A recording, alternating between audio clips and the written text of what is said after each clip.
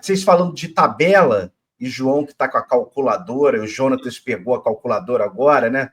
Todo mundo com a calculadora na mão. Pegando os próximos 5 jogos do Vasco, bora lá.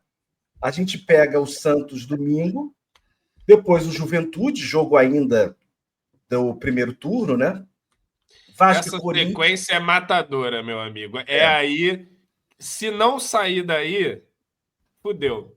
Se não sair São daí, 15 fudeu. pontos, né, João? Santos, Juventude, Corinthians, Sport e Ceará. Eu acho tirando até o Santos, que eu acho que é um jogo mais difícil, não que tenha jogo fácil para o Vasco. Não existe, né, gente? A gente sabe disso. Mas essa sequência aqui, Juventude fora, Corinthians em casa, Sport fora e Ceará em casa, se o Vasco não pontuar maneiro, aí, meu amigo. Aí... Quantos caiu hoje? Caiu hoje. Jonatas, você que está aí com a calculadora na mão. João, que já deve ter feito esses cálculos 50 vezes. E Gustavo, que já quebrou a calculadora, com certeza. Já tenso. Desses 15 pontos, lembrando que o Vasco pega Corinthians e Ceará em casa, né? Os outros jogos fora de casa. Quantos pontos você acha que o Vasco precisa fazer nessa sequência? Óbvio, quanto mais, melhor. Mas quantos são os acessíveis? Assim, Vasco, Corinthians sempre é um adversário difícil, né? Mas quantos pontos você acha que o Vasco tem que garantir aí para permanecer vivo na brincadeira? Fora de casa tem que acontecer aquele famoso milagre, né? Me lembro que 2023 o Vasco ganhou do América Mineiro, fora de casa, por 1-0 com aquela casquinha do Jair, numa cobrança do Paulinho. Estava lá nesse jogo. Eu acho que foi esse jogo que, inclusive, tirou o Vasco da zona do rebaixamento. A primeira vez foi. Isso, da primeira vez. Então, assim, jogos, por exemplo, como contra o Juventude no Alfredo Jaconi, que é difícil ganhar lá. Mas são jogos assim que dá aquela esperança. Não, agora o Vasco vai engrenar. O Vasco tem que ser aquele time que normalmente todo campeonato brasileiro tem, que engrena no segundo turno. Que no segundo turno faz faz um segundo turno de campeão, vamos dizer assim, G7. O Vasco fazer um bom segundo turno, né? E basicamente. Desculpa, Jonatas. Engrena no segundo turno, foda que o time é uma gangrena de segundo tempo, né, meu amigo? Tem isso. Ainda tem isso. O Vasco não voltou ontem pro jogo. O Galo faz a mudança, coloca o Alexander e só deu Galo.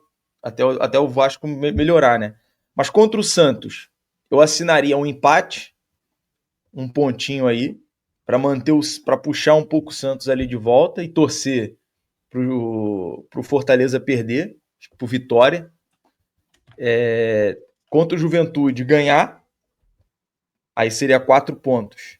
Em casa, aconteceu o que aconteceu no passado. Ganhar do Corinthians. Ganhar do Sport. Fechar a Ilha do Retiro de novo. Chama o Raniel, tá ali, tá na Tailândia, né? Tá na Tailândia, Raniel. Assim, não dá pro Vasco fazer igual o Grêmio fez ontem, né? Então, assim, mais 3 pontos, 4, 7, com a vitória contra o Sport, 10 pontos. E aí, contra o Ceará, seria de 15 pontos. De casa. Fazer o dever de casa. Eu acho, a minha conta aí cara, tem que ter no mínimo 9 pontos. De 15, 9 pontos. No mínimo 3 vitórias aí, no mínimo. 3 em 5. Vai conseguir? Ganhamos 3 em quantas? Em 17? Vai ter que ser isso, porque depois a sequência pesa muito. Aí entra a sequência que o Jonatas falou. Flamengo, Cruzeiro e Palmeiras. É difícil, né? É difícil. E aí é ruim até para troca de técnico, sabia? Você vai trocar o técnico para ele pegar essa sequência de cara aí. Lembra o Boinas? Boinas pegou Flamengo e Palmeiras. Mano, sério, esses próximos 5 jogos vão ser definidores aí do próprio ânimo, cara, do time. Sim. E eu acho também, o Jonatas falou algo que é verdade, né, Gustavo? você ganhar jogos em cima de quem você está competindo diretamente dá um impacto forte. Então, se o Vasco conseguir vencer ou pontuar contra o Santos, vencer o Juventude e vencer o Sport e o Ceará, vamos dizer aqui assim, e a gente acha que o Ceará pode degringolar nesse segundo turno, né? Até pelas viagens, por o time ficar mais marcado, mais previsível. É muito importante, né? O Vasco conseguir pontuar. Esse jogo de Juventude é importantíssimo. E o Jonatas falou, né, Gustavo? Dificílimo vencer lá em Caxias do Sul, né? Difícil pra caramba, e acho que o Vasco tem que ir buscar. O Vasco vai ter 3 jogos fora aí que ele vai ter que aprontar, meu amigo. Ele vai ter que recuperar esses pontinhos perdidos em casa aí. Ontem foram mais 2 pontinhos para a gente contabilizar nas planejadas de todos aí. 2 pontinhos em casa que vão embora, e a gente já tem visto isso acontecer. Onde é que tu acha esses 2 pontinhos de volta? Tem que buscar em algum lugar fora de casa, né, meu? E aí tu tem 3 adversários.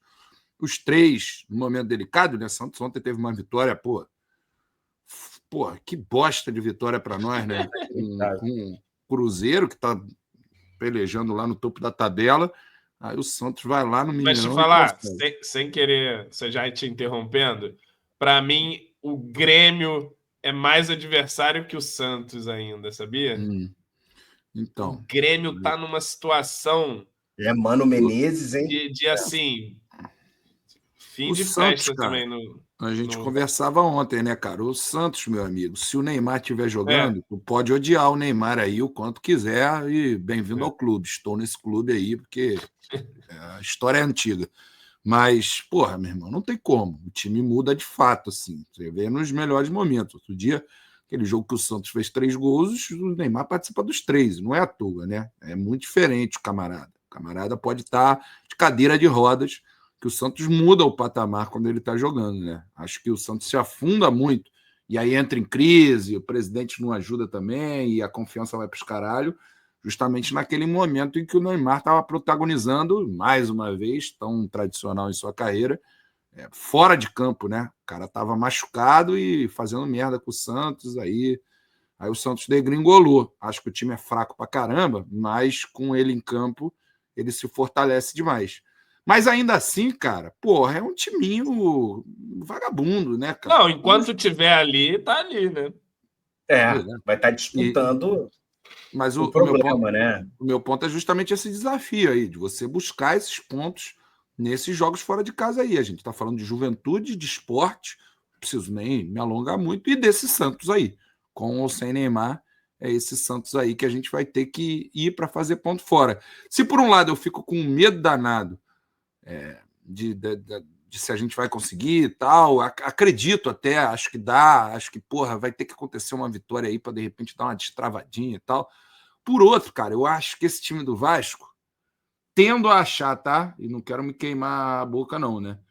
Porque com exceção do Del Valle lá, com a porrada, com o Lucas Piton expulso, e que, porra, caramba, um dos jogos mais tenebrosos que eu já vi o Vasco fazer. O Vasco podia ter tomado 6, 9 gols e os caralho. Tirando isso, eu acho que o Vasco, por exemplo, é um time que entra para pegar... Esse Vasco do Diniz é um time que entra para pegar um Palmeiras, um Flamengo, um Cruzeiro, e eu tenho alguma expectativa de um empatezinho, sabe? Eu acho que dá pra gente... Claro que a gente tem que buscar, e quero crer também, cara. E, enfim, minha gente, é isso aí, esse jogo a jogo danado aí do Vasco da Gama, né? O João falou do Grêmio, até, não sei se vocês viram, Jonatas, Gustavo, o próprio João e a audiência, essa imagem aqui do Mano Menezes completamente abatido, a Esther Fishborn, jornalista lá do GE do Rio Grande do Sul, repórter, pegou essa imagem do Mano indo em direção ao vestiário, completamente desolado ali, não deu entrevista. Na coletiva ele deixou o cargo viu a coletiva dele? Né?